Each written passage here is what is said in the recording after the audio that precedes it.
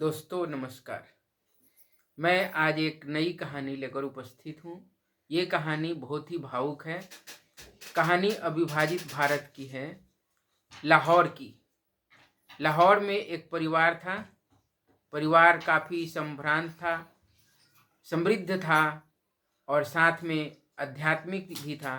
उस परिवार में संतों का आना जाना लगा रहता था।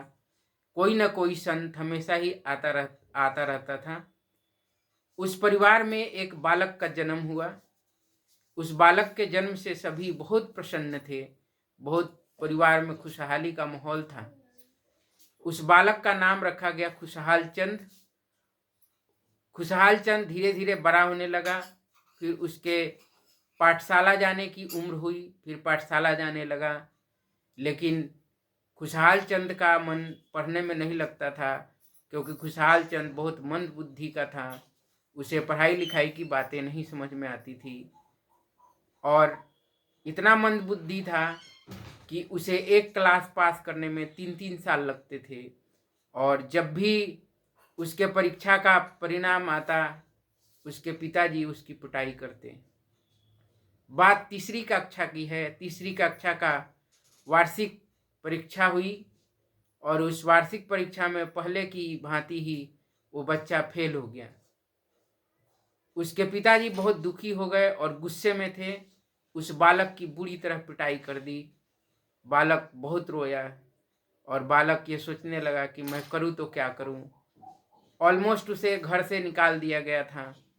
परिवार यही सोचता था कि ये हमारे इतने शिक्षित परिवार में, इतने समृद्ध परिवार में ये मंद बुद्धि का कहाँ से पैदा हो गया।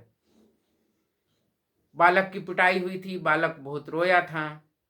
उसी दिन घर में एक संत आ गए, जिसका नाम था, जिन महात्मा जी का नाम था हंसराज जी, महात्मा हंसराज। वो आ गए, देखा कि बालक बहुत रोया है, इसकी आंखें सूज गई हैं, गाले लाल लाल हैं। उन्होंने उसको बुलाया और बड़े स्नेह से उसके सिर पे हाथ फेरा और बोला कि बेटा बताओ, तुम इतना दुखी क्यों हो। बालक ने आप बीती सुनाई और बोला कि गुरुजी, मेरा पढ़ने में बिल्कुल भी मन नहीं लगता है। मैं पाठ को याद करता हूँ, पाठ याद नहीं होता है। प्रश्नोत्तर याद करता हूँ, प्रश्नोत्तर याद नहीं होता है। और मैं कक्षा में फेल हो जाता हूँ, जिसके वजह से मेरी पिटाई होती है। आज पिताजी ने मेरी पिटाई की है, बहुत बुरी तरह पिटाई हुई है। महात्मा जी ने उस बालक को सांत्वना दिया, सिर पर हाथ फेरते हुए बोला कि पुत्र, आज मैं तुम्हें जो चीज़ सिखाने जा रहा हूँ, जिस चीज़ की दीक्षा देने जा रहा हूँ, वो अपने जीवन में श्रद्धा के साथ करना। और महात्मा हंसराज जी ने उसे गायत्री महामंत्र की दीक्षा दी और बोला कि ये वेद माता हैं, जगत जननी हैं, देव माता हैं। इनकी श्रद्धा के साथ, श्रद्धा भक्ति के साथ इनकी उपासना करना और नित्य रूप से, नियमित रूप से 5 माला गायत्री महामंत्र का जप करना। और बालक जो है नियमित 5 माला गायत्री महामंत्र का जप श्रद्धा और भक्ति के साथ करने लगा। और जप करने के बाद भगवान सूर्य को अर्घ्य दान करता। धीरे धीरे उस बच्चा की बुद्धि विकसित होने लगी। जो उसके मानसिक पटल पर कसाय कलमश था, जो उसके पिछले जन्म के पाप थे, वो जलने लगे। क्योंकि गायत्री उपासना की सबसे बड़ी विशेषता यही है कि गायत्री माता ये परमात्मा है, परब्रह्म है।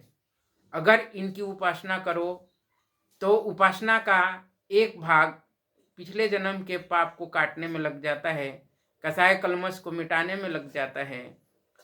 और बालक की धीरे धीरे प्रतिभा प्रखर होने लगी, बुद्धि प्रखर होने लगी। वो बालक जो फेल हो जाता था क्लास में, पढ़ने में लगातार अच्छा होते जा रहा था। और एक समय ऐसा आया जब बालक अपने घर में, अपने क्लास में टॉप करने लगा और फिर परिवार में खुशी का माहौल आ गया।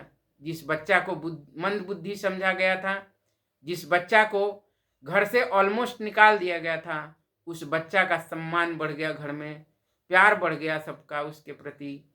और वो बालक क्योंकि संपन्न परिवार का था, समृद्ध परिवार का था, उसने आगे जाके ग्रेजुएशन भी किया, पोस्ट ग्रेजुएशन भी किया और उसमें गोल्ड मेडलिस्ट बना। और आगे जाकर उन्होंने संपादक का कार्यभार संभाला, कई एक अखबारों के संपादक रहे।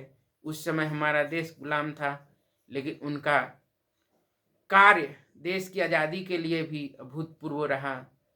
फिर उन्होंने जो प्रतिभा पाई थी, नया जीवन पाया था, वो गायत्री माता की वजह से पाया था। इसलिए अपना पूरा जीवन गायत्री माता के नाम समर्पित कर दिया। और यही बच्चा आगे चलकर खुशहाल चंद महात्मा आनंद स्वामी के नाम से पूरे विश्व में प्रसिद्ध हुआ। ये ऐसे संत थे जिन्होंने गायत्री और यज्ञ के प्रचार के लिए अपना पूरा जीवन समर्पित कर दिया। और ये ऐसे संत थे कि चाहे हिंदू हो या मुसलमान हो, क्रिश्चियन हो, जैन हो, सभी इन पे गर्व किया करते थे, बोलते थे कि संत हो तो ऐसा हो।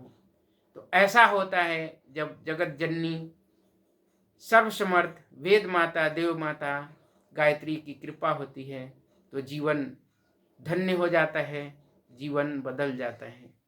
नमस्ते।